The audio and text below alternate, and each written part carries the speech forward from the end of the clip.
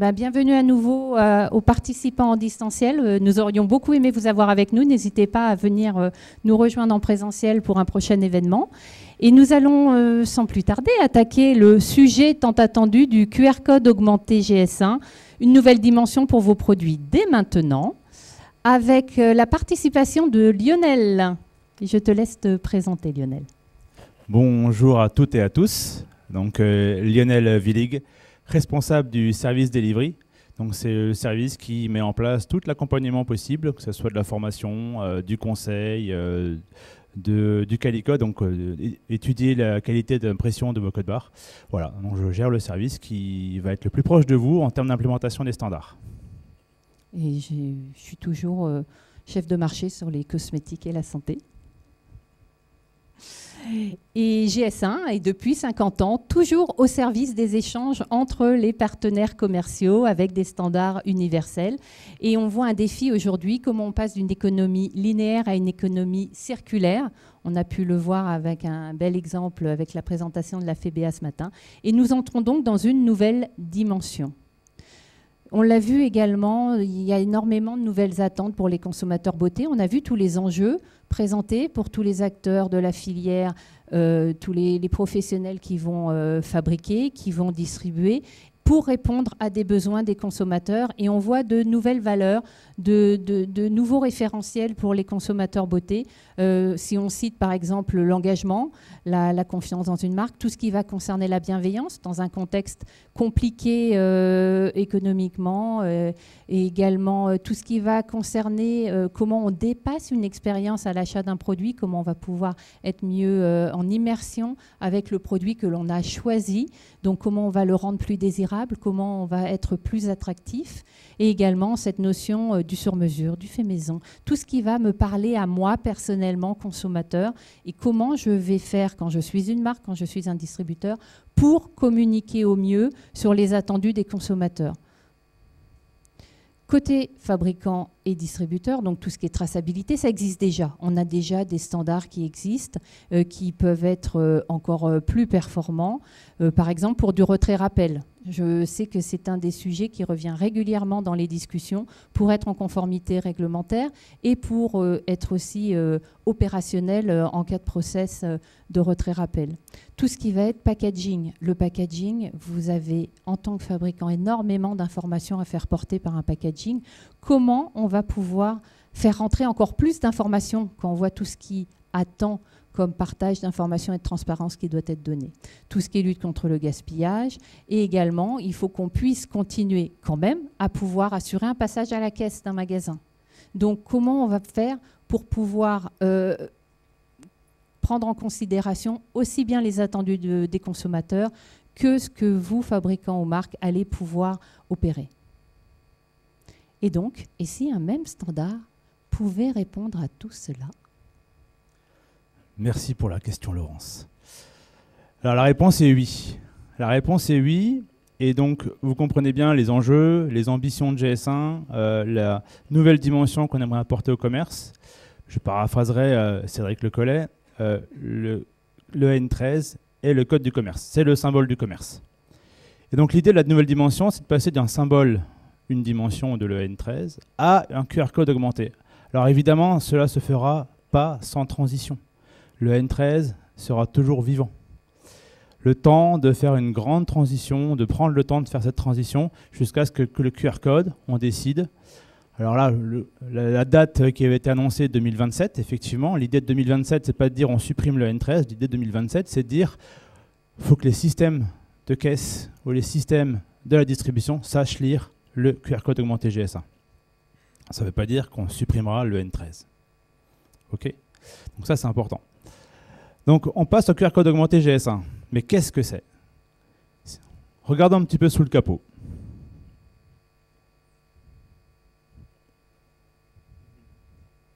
Finalement, il n'y a pas de capot. Donc, du coup, qu'est-ce que c'est? On reprend le QR code. Donc, le QR code, il a quasiment 30 ans. Il vient du Japon. Quick Response Code, comme on le dit. C'est un code qui a vocation à être scanné nativement par un téléphone mobile ou par un appareil mobile. Plusieurs d'entre vous l'ont déjà mis sur les produits.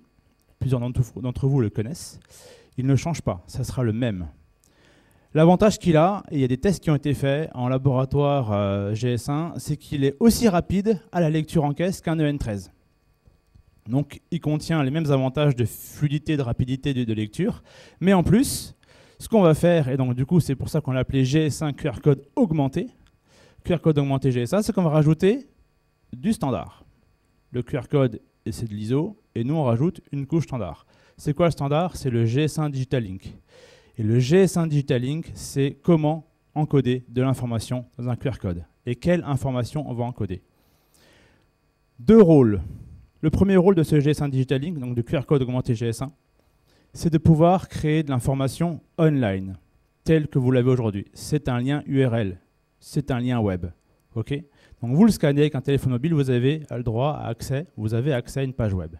Son deuxième rôle, il est offline, et c'est là tout l'intérêt. Offline, ça veut dire quoi? Ça veut dire qu'il s'est passé en caisse. Il va savoir passer en caisse. Et pourquoi il s'est passé en caisse? Parce qu'à la caisse, il y a un rôle prédominant, c'est je lis un code pour faire un appel prix, pour que je puisse vendre mon produit. Et donc, qu'est-ce qu'il va contenir? Obligatoirement, ce GS1 Digital Link, il va contenir le GTIN. Le GTIN qui est le série de chiffres qui est contenu dans un EN13. Pas de miracle. Regardons un peu plus près. Donc, le QR code augmenté GS1, voilà à quoi ça va ressembler. Donc Digital Link, qui va être l'information encodée dans ce QR code, va avoir un nom de domaine, forcément, puisqu'on parle d'un lien URL. Donc il faut aller vers un site internet. Et il va aussi avoir des informations encodées. Ceux qui sont habitués à la logistique, vous allez repérer des choses que vous avez déjà vues plusieurs fois, ça s'appelle des balises. 0,1 c'est une balise, 10 c'est une balise, 15 c'est une balise. Dans le langage GS1, dans le dictionnaire GS1, le 0,1 ça veut dire, après cette information de balise, j'attends un GTIN. Donc après un 0,1, il y a un GTIN. Là, pour l'exemple, après un 10, il y a un numéro de lot. Après un 15, il y a une date de durabilité minimum. Ça, c'est des exemples. En revanche, ce qui est obligatoire, c'est le GTIN. Parce que s'il n'y a pas de GTIN, il n'y a pas de passage en caisse. Et donc, comme disait Laurence, plusieurs applications, et le passage en caisse en fait partie, et c'est même la priorité. Donc, en résumé, on lit ce code par des téléphones portables, par des applications, des appareils mobiles, pour avoir un lien URL vers un site ou vers des informations supplémentaires, et on lit ce code en caisse. En bref, le QR code, c'est quoi? Le QR code augmenté GS1, c'est un QR code dans lequel on met un GS1 Digital Link.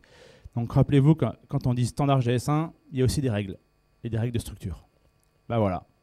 Donc le GS1 Digital Link a des structures, c'est le QR code augmenté GS1, et pour faire quoi? Pour le passage en caisse. Et on rajoute une petite complexité. Donc, scanner, il y a deux options pour le scanner. Soit vous scannez et vous allez directement vers la page web de la marque, ce qui aujourd'hui est le cas. Soit vous scannez et vous ajoutez une couche supplémentaire, une couche logicielle supplémentaire qui s'appelle un résolveur, qui est un aiguilleur de service. Le résolveur, nativement, il a quoi? Il sait faire le lien, enfin, il sait faire la redirection de liens. Comprenez très bien qu'aujourd'hui, ceux qui ont déjà mis des QR codes sur leurs produits ont déjà un lien qui est créé. Vous n'allez pas refaire tous vos liens web parce qu'il y a un Digital Link qui est arrivé sur le marché et donc du coup reprendre ça. J'ai déjà fait des missions avec des marques, ils m'ont dit que ce n'est pas possible. Trop de liens web, trop de transformations, trop de temps à passer. Donc le résolveur, il a ce rôle. Il va rediriger le lien entre le lien web créé dans le Digital Link et le lien web que vous avez déjà par rapport à ce produit. Et il va aussi avoir un autre rôle. Il va adapter les contenus et il va surtout adapter la langue. Adapter la langue, on peut adapter la langue selon la position de la personne qui va scanner. Et puis bien sûr, il y a la troisième application, c'est je crée une application moi-même. Donc je suis une marque, je crée une application et je peux aussi passer par un résolveur et je donnerai aussi les informations qui sont demandées. Informations, services. Comme a dit Laurence précédemment, il y a plein d'applications, plein d'informations liées à différents cas d'usage. Donc voilà pour le QR code. Et évidemment, on crée un vrai lien entre le consommateur et la marque. Et c'était tout à fait l'objectif de ce QR code. Laurence. Merci Lionel pour cette partie technique. Donc, ce qu'on retient, c'est en effet ce côté technique, il va falloir le mettre à la disposition des consommateurs et proposer un engagement auprès des consommateurs avec ce nouveau média pour pouvoir ouvrir des possibilités infinies. Alors là, on vous en a mis uniquement quelques-unes qui peuvent être intéressantes quand on est une marque. Quelles sont, par exemple, les informations que je veux passer sur la composition d'un produit, l'origine des ingrédients, les lieux de fabrication, des conseils d'utilisation, des tutos, de la réalité augmentée. On voit qu'il y a de plus en plus de marques qui se positionnent pour offrir des expériences enrichies en scannant un QR code. Tout ce qui va être conformité réglementaire, on a beaucoup évoqué ce sujet en effet en ouverture de cette matinale. Il va falloir pouvoir partager sur toutes les informations et qui sont obligatoires. Et il est prévu dans la loi AGEC de pouvoir partager électroniquement des informations concernant les attendus sur la loi anti-gaspillage. Il va falloir les mettre à disposition. Donc le QR code pourrait être une des options. Tout ce qui va être aussi sur les emballages, on sait qu'il y a une réduction des emballages qui est engagée. Il y a des marques aujourd'hui qui sont en train de révolutionner l'emballage et la notion d'emballage dans leur organisation, qui vient poser de nouvelles questions et de nouveaux échanges à partager avec les consommateurs. Et tout ce qui est cross-selling, bien évidemment. Tout ça, ça va être possible avec un scan. Là, ce sont uniquement quelques exemples. Il y a des possibilités infinies. C'est vous, en fait, qui allez inventer l'information que vous souhaitez partager avec vos consommateurs. Et donc, on vous propose de tester avec des exemples sur un super parfum GS1. Donc, on ne voudrait surtout pas vous faire de concurrence, mais on l'a appelé One French Voice parce qu'on est engagé en France, GS1 France, pour pousser ce fameux QR code augmenté GS1. Et donc, on vous propose un petit test. Et je repasse la main à Lionel. Donc, le test sur ce super parfum by GS1 Beauty, marque très connue. Le premier, c'est on voudrait vous faire appréhender un peu la différence entre le site internet, le lien que je peux avoir et le résolveur. Donc, premier, c'est j'ai mon parfum et je veux ajouter de l'information étendue sur mon parfum. Donc, vous pouvez scanner le QR code. C'est un QR code GS1. OK, donc c'est un QR code augmenté GS1 avec de l'information GS1 et il va vous amener à une page web. Comprenez bien que vous avez bien vu toutes les applications qu'a dit Laurence. Plus vous mettez de l'application, plus vous augmentez votre page web, vous la densifiez. Deuxième option, vous allez passer par un résolveur. Donc vous rescannez. Remarquez bien la seule différence, c'est que forcément ça ne va pas être le même QR code, mais l'information GTIN est la même. C'est-à-dire qu'on parle du même produit. Là, vous allez scanner, vous allez atterrir sur une interface qui va vous proposer, en mode modulaire, de pouvoir sélectionner de l'information que vous souhaitez voir. Encore une fois, c'est qu'un test. Alors, ce résolveur, ici que vous voyez, c'est qu'une version test. Vous pouvez créer votre résolveur, vous pouvez faire appel à des offres de solutions. C'est un champ infini, puisque des services que vous pouvez donner à votre consommateur, à votre client, sont infinis. OK pour le test? Vous avez vu un peu la différence? En plus, le QR code est assez sensible, on peut le scanner depuis loin. C'est l'avantage du QR code. Laurence, je laisse la main. Je reprends la zapette. Pour vous synthétiser, en effet, ce qu'on vient de vous présenter, c'était assez rapide, mais le sujet est ouvert. Le sujet est à prendre en compte. Donc, en un scan, on va pouvoir avoir accès à tout un tas de contenus digital que les marques vont choisir de partager, que les distributeurs vont vouloir partager pour pouvoir déclencher un achat en magasin ou online ou autre.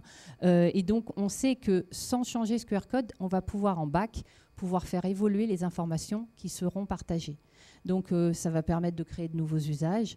On va pouvoir s'adapter en fonction des utilisateurs auxquels vous vous adressez. Donc ça, c'est l'optique du futur. En premier lieu, ce qui va être important, c'est de pouvoir continuer à assurer un passage en caisse. Donc, on annonce en fait un passage en caisse possible avec un QR code d'ici fin 2027. Mais comme l'a dit Lionel, il est de bon ton de pouvoir gérer une phase de transition. Donc, on conserve notre bon vieux EAN13 qui a fêté ses 50 ans l'année dernière.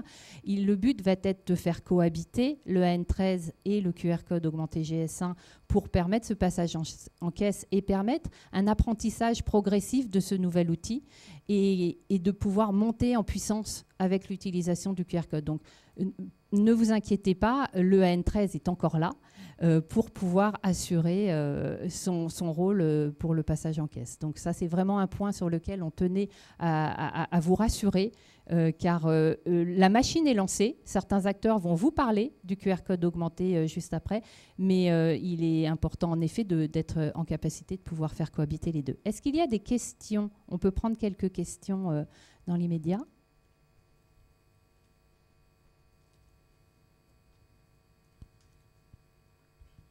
Ah, merci bien, Lionel. Mon français n'est pas tellement bien, mais je vais m'expliquer, j'espère quand même. Est-ce que vous avez déjà établi bien des standards de la dimension pour scanneriser dans le style de notre retailer? Parce que, comme on a eu aussi avec le EN13, on a eu créé des standards de qualité sur les dimensions, la largeur des barres. Est-ce que vous avez déjà pensé de ça aussi avec le QR augmenté? Oui, c'est déjà le cas. On a déjà des standards, on a déjà des propriétés liées à la taille des QR codes. En fait, ces propriétés ils sont scannables dans notre laboratoire de contrôle pour vous montrer qu'un QR code qui sort de votre imprimante est bien lisible par tous. Donc ça, on a des dimensions, on a des paramètres qui sont figés GS1. Et encore une fois, figé, c'est-à-dire qu'il y a un minimum. Si vous respectez le minimum, on vous assure à 100% qu'il est lu partout, par n'importe quelle typologie de scan, que ce soit téléphone mobile ou scan en caisse. Bonjour, Jean-Ulrich, Société Square. Est-ce que GS1 assure un suivi de la fonctionnalité des systèmes de caisse pour lire les QR codes au niveau européen? En fait, moi, j'ai des clients qui disent c'est bien, mais on ne va pas faire que pour la France. Donc, est-ce qu'au niveau de l'Europe, on sait si les retailers et enfin, les distributeurs en général ont des systèmes de caisse adaptés? Alors, le passage au QR code augmenté GS1, ou en anglais QR code powered by GS1, est mondial. Donc, du coup, son déploiement est mondial. Donc, ça veut dire qu'un retailer, qu'il soit en France, à l'étranger, quand il décide de mettre en place ce QR code, il le mettra au niveau du monde. Donc, il va assurer cette transition au fur et à mesure au niveau de tous ses points de vente et toutes ses caisses, que ce soit en Europe ou même mondialement.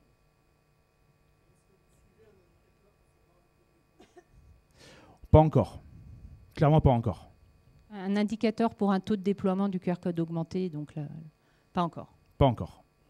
Parce qu'aujourd'hui, il y a des pilotes qui se font, mais il n'y a pas des déploiements qui sont faits aujourd'hui.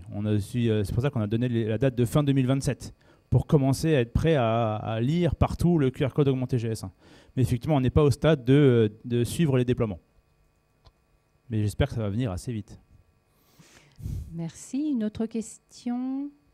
Oui, bonjour, Bruno Julien, Axoma Consultant.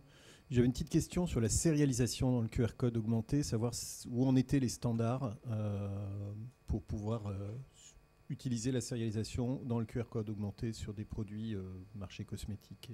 Donc il y a deux choses à voir. Il y a le côté technique, il y a le côté marché. Côté technique, oui, c'est tout à fait possible. Puisqu'il y a une balise du numéro de série, qui est la balise 21, donc il suffit d'ajouter au 01 la balise 21 pour avoir un numéro de série. Techniquement, c'est possible. Après, il y a une décision marché. Est-ce que le marché accepte que parmi les données que je peux intégrer ou encoder dans mon QR code, je vais ajouter aussi le 21, donc la fameuse numéro de série. Donc si par exemple, le marché cosmétique se met en groupe et dit moi ce que je veux c'est avoir un numéro de série ou un numéro de lot avec un GTIN, décision commune, et bien, du coup on va lancer ça et du coup il y aura un déploiement aussi par rapport à ça. Et il va falloir que l'impression en dynamique puisse suivre en effet pour tout ce qui est étiquetage. Donc il y a aussi, une montée en compétence sur effectivement l'impression dynamique, l'impression en production. On a eu des retours de la part d'Offroad Solutions qui montent en compétence là-dessus. Parce qu'on parle de 6000, 7000, 8000 articles, beaucoup plus, en un temps très rapide. Donc oui, là aujourd'hui, on se prépare à faire face à ça. Il reste le marché. Une question juste là.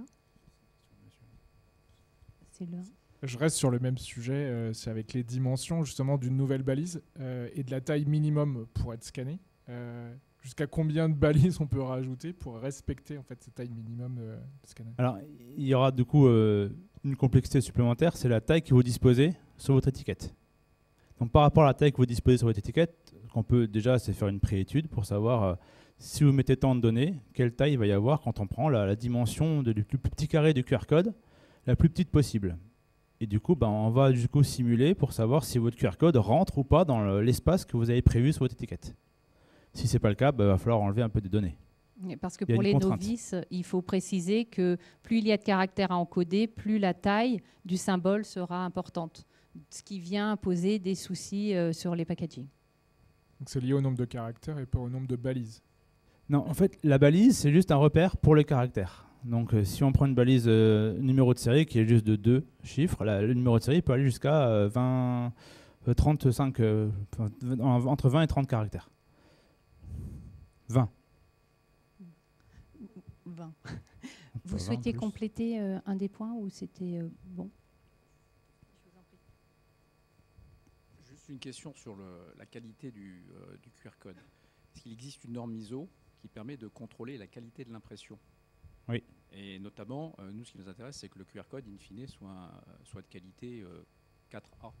S'il est 4A, quelle que soit sa taille, est-ce qu'on est sûr qu'il sera lisible par les systèmes de la grande distribution? Alors, aujourd'hui, nos systèmes de qualification d'impression de QR code va juste de... Donc c'est A, B, C, D, E, F. Et nous, quand on dit C, ça veut dire pour nous, C, c'est suffisant pour dire qu'il est lisible partout. Donc si vous tapez sur le 4 ou donc le A, vous êtes encore bien au-dessus et avoir une qualité irréprochable sur votre QR code. Quelle que soit la taille, c'est sûr. Oui. Nous, ce qu'on reçoit, c'est les BAT, donc la taille définitive du QR code. Et c'est ça qu'on contrôle. On ne va pas s'amuser à agrandir ou rapetissir le QR code, ce n'est pas notre rôle. Notre rôle, c'est voilà ce que je vais imprimer. Est-ce que vous validez que ce que je vais imprimer, c'est bon ou pas bon? Est-ce qu'il y avait encore une dernière question? Parce qu'en fait, après, on pourra continuer à poser des questions. Est-ce qu'on en prend une dernière? Et n'hésitez pas, Lionel ne bougera pas du... Je serai au buffet après, si vous voulez. Alors, entre deux sandwichs, ça peut marcher. On vous a préparé des surprises pour les personnes en présentiel. Il y a des informations fort intéressantes dans les pochettes qui ont été déposées sur les sièges. Et on va vous parler de ce qu'on vous met à disposition pour un guide technique, justement, pour accompagner. Il y a pas mal de choses qui vont être intéressantes pour déployer. Bonjour, je voulais savoir si on n'était pas trop en avance de phase aujourd'hui en mettant un code JS1 sur un packaging. Est-ce qu'on ne va pas avoir uniquement des problèmes et pas les avantages d'un QR code finalement, en ayant deux scans qui ont la même info? Donc vous parlez de cohabitation entre le EN13 et le QR code. Exactement. Il y a une recommandation de placement. Juste à côté, j'ai vu. Oui. Voilà, on peut juste à côté sur notre face, effectivement. Là, on part du principe que un scan, il peut soit lire un EN13, donc un linéaire, soit un 2 dimensions. Oui. Et si c'est pas lire 2 dimensions, il peut lire le EN13. Mais il y a une question de cohabitation, on en est certain. Est-ce que c'est pas en avance de phase? Encore une fois, on est au début. Oui. Donc on se laisse encore quelques années à gagner de l'expérience et à vous dire, voilà, aujourd'hui, la cohabitation se fera dans telle et telle condition. Aujourd'hui, les conditions qu'on a testées en laboratoire permettent d'avoir ces deux-là à côté. D'accord. Très dépendant du système qu'on a en face, du coup, du système de caisse. Ah oui. On ne maîtrise pas du tout. C'est sûr à 100%. Ouais. Ça, c'est tout dépendant du système de lecture. Je suis désolée, on va être un peu pris par le temps, mais n'hésitez pas. Est-ce que c'était une question rapide? Alors allez-y. Oui, non, peut-être. Exactement. Allez-y. Bonjour Léna de la Maison Chanel. On parlait justement des QR codes sérialisés. Est-ce que c'est pas un peu optimiste d'utiliser le même niveau de classification de A à F pour des QR codes présents sur des BAT classiques et des QR codes sérialisés qui sont beaucoup plus sensibles à une impression moins qualitative? Effectivement, parce que vous parlez d'impression en ligne, donc forcément impression à haute densité, et donc potentiellement oui. On va contrôler tout ce que vous souhaitez qu'on contrôle. Si ça sort en ligne et que derrière, il y a moyen de travailler sur les impressions. Aujourd'hui, effectivement, tout dépend de la cadence. Je ne peux pas vous assurer à 100% qu'avec une cadence d'un nombre de plusieurs milliers de produits, vous êtes capable de faire du QR code. Tout ce que j'ai vu moi aujourd'hui comme système, c'est le cas. Ok. Il y a des limitations évidemment, mais pour l'instant, ils sont quand même très forts. Je me dis que bon, ok, aujourd'hui peut-être pas, mais dans quelques mois, peut-être une année ou deux, c'est tout à fait possible. Donc laissons ainsi un peu le progrès de la technologie, parce qu'un peu c'est aussi ça notre rôle. On pousse un peu des standards pour après que la technologie progresse aussi. Elle progresse, et de manière très rapide. Merci. On voit que le sujet suscite énormément d'intérêt. Donc, on vous invite, pour les personnes en présentiel, à poser vos questions à Lionel et à notre équipe. On a certaines personnes aussi du standard avec nous aujourd'hui. Et nous allons donc enchaîner. Merci beaucoup, Lionel, Merci, pour merci cette beaucoup. expertise. Merci à tous pour votre intérêt.